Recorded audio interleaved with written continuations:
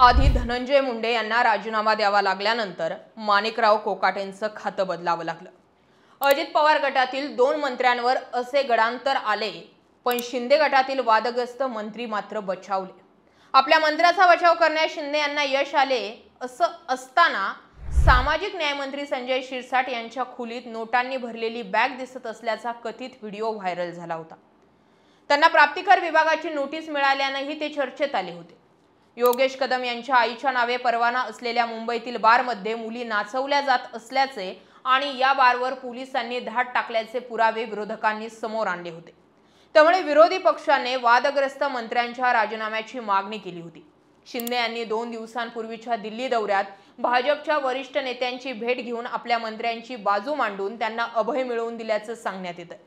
त्यामुळे माणिकराव कोकाटे यांच्याप्रमाणे शिरसाट आणि कदम यांच्यावर कारवाई होऊ शकली नाही अशी आतली माहिती।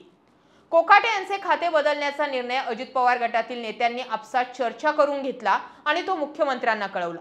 मात्र शिंदेंच्या वादग्रस्त मंत्र्यांबाबत अशी चर्चा शिंदे गटात झाली नाही। संभाव्य कारवाई टाळण्यासाठी संजय शिरसाट आणि योगेश कदम हे सर्वस्वी शिंदेंवर विसंबून होते। कोकाटे, शिरसाट आणि कदम यांच्यावर एकाच वेळी कारवाई अपेक्षित होती। मात्र शिंदे यांच्या दिल्ली भेटीनंतर शिरसाट आणि कदम यांच्यावरील कारवाई मागे पडल्याचे चित्र आहे।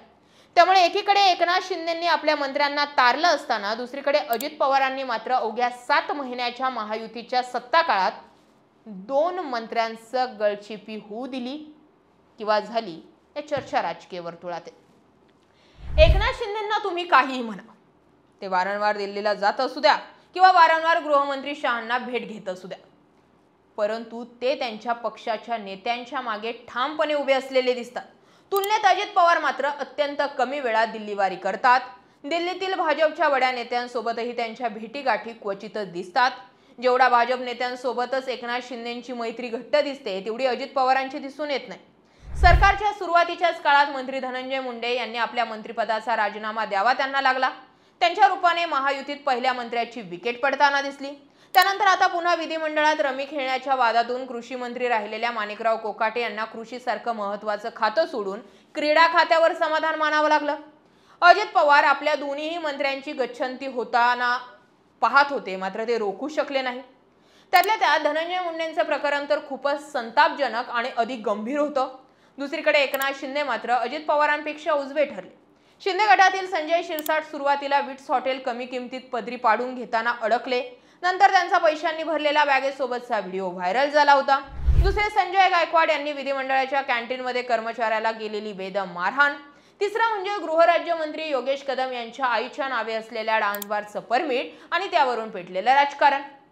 या सर्वांच्या बाबतीत ना एकनाथ शिंदेंनी कारवाई केली, ना मुख्यमंत्र्यांकडून कारवाई होऊ दिली। त्यातच एकनाथ शिंदेंनी खरी बाजी मारली। आपण काहीही केलं तरी आपला नेता आपल्या केसालाही धक्का लागू देत नाही असा मेसेज त्यांच्या नेत्यांपर्यंत शिंदेंनी पोहोचवण्यात ते यशस्वी ठरले। एकनाथ शिंदे आणि केंद्रीय गृहमंत्री अमित शहा यांचे अत्यंत मैत्रीपूर्ण संबंध आहेत। या संबंधांच्या जोरावरच त्यांनी आपल्या नेत्यांना वाचवल्याची चर्चा होते।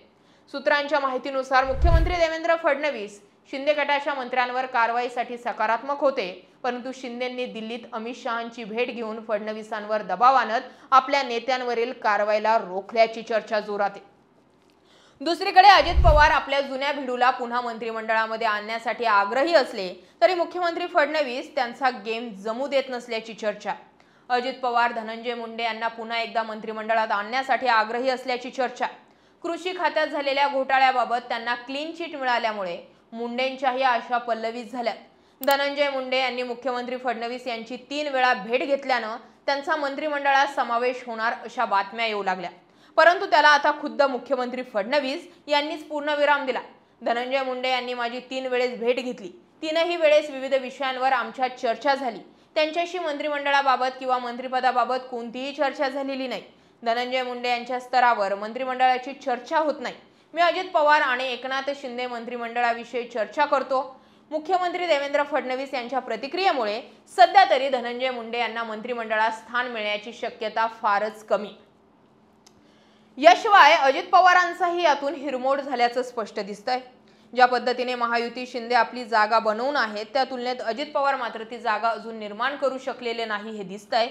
आणि यातूनच पुढे जाऊन आणखी वेगवेगळे प्यादे जे आहेत ते चेकमेट केले जाऊ शकतात. म्हणजे बघा, मुळातच एकनाथ शिंदेची नाराजी मुख्यमंत्रीपद भेटलं नाही ही तर आहेच, पण एकनाथ शिंदेची सगळ्यात मोठी नाराजी आहे की फडणवीसांनी किंवा भाजपने अजित पवारांना सोबत घेतलंच का. आम्ही यांना काय कमी पडू दिलं होतं. आम्ही 40-50 आमदार घेऊन सोबत आलो, आम्ही एकनिष्ठ राहिलो. जी रिस्क घ्यायला कोणी तयार नव्हती ती रिस्क आम्ही घेतली. आमच्याशिवाय सत्ता पालट होऊ शकत नव्हती. एवढं क्रेडिट एकनाथ शिंदेचं होतं, तर मग अजित पवारांची गरज का आणि काच. एवढंच काय, अजित पवारांनी जे माजी मुख्यमंत्री राहिले त्यांच्या सगळ्यांचा सत्कार सोहळा कार्यक्रम आयोजित केला होता, शिंदेंनी दांडी मारली. अजित पवारांच्या बर्थडे निमित्त आमदारांना पार्टी होती, एकटे एकनाथ शिंदे सोडले तर दुसरे आमदारही आले नाही. जिथे अजित पवार तिथे शिंदे नको म्हणतात, जिथे शिंदे तिथे अजित पवार नको म्हणतात. किती काळ हे सर्व्हाइव्ह करणार आहेत? 3 चाकाचं सरकार किती काळ सर्व्हाइव्ह करेल? एकनाथ शिंदेच्या दिल्ली वारी वाढल्यात, पण एकनाथ शिंदेंनी दिल्लीत ऍक्सेस मिळवलाय. फडणवीसांची त्यांना गरज राहिली नाही, ते थेट दिल्लीशी बोलतात. ते अजित पवारांना जमेल की फडणवीसांसमोरच उठाबैठा होणार? विषय हा चर्चेचा आहे, मुद्दा महत्वाचा आहे. व्यक्त व्हा, कमेंट करा, व्हिडिओ आवडला तर शेअर करा. जय महाराष्ट्र.